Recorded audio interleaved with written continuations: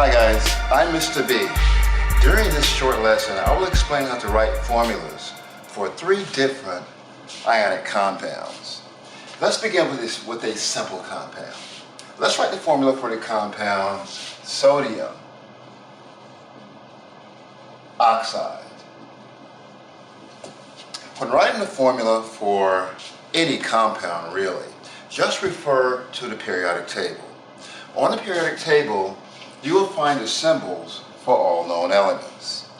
In this case, we're seeking the symbol for the element sodium. The symbol for the element sodium is Na. So we write capital N, lowercase a. In the element box for sodium on the periodic table, there is also a charge number. That charge number, also called an oxidation number, is +1. Oxide. Oxide represents the element oxygen. On the periodic table, the oxidation number for the element oxygen will be -2. So we write O and -2. Now, any stable compound will always have a 0 overall charge. Since +1 -2 does not equal 0, the compound as it's written is not stable.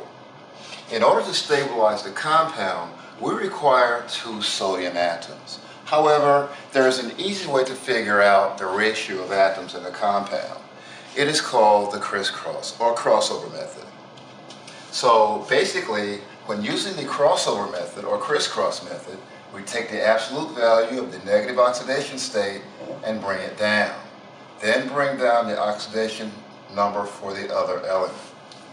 Now, after doing this, the formula becomes Na2O. Well, bringing down a 1 in this particular case is not necessary because clearly, since an O is written here, 1 exists. So bringing down the 1 would be somewhat redundant. At any rate, this is the formula for the compound sodium oxide. Okay, let's try a slightly more complicated compound. Let's write the formula for the compound barium hydroxide. Now, binary ionic compounds containing nonmetals will always end with the IDE ending. We'll always have the IDE ending. But hydroxide, although it has an IDE ending, is not an element. Hydroxide is a polyatomic ion. Hydroxide is a polyatomic ion that you should remember because it's very easy to mistake hydroxide, OH, for hydride, H minus. So, from the periodic table, the symbol for barium is Ba, and Ba has a +2 oxidation state.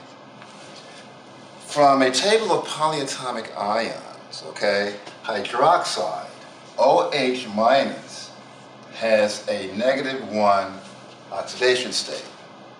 Clearly the oxidation states do not cancel out or do not add up to 0. So we must crisscross, correct? However, since hydroxide is found on a table of polyatomic ions, specifically Table E on the New York State's Regents reference tables, we must first place hydroxide in a parenthesis. Then we crisscross.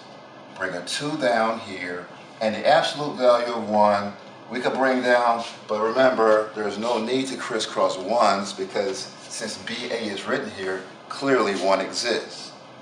So the proper formula will be Ba parenthesis OH 2. This is the proper formula for the compound barium hydroxide. Okay, now finally, how about a compound that has a funny looking character in its name? The compound with the funny looking character will be iron 3 carbonate. Okay, so when writing the formula for an element such as iron, which is found in the transition metals on the periodic table. You know, the elements in the center of the periodic table called transition elements or transition metals. See, many of these elements have more than one oxidation state.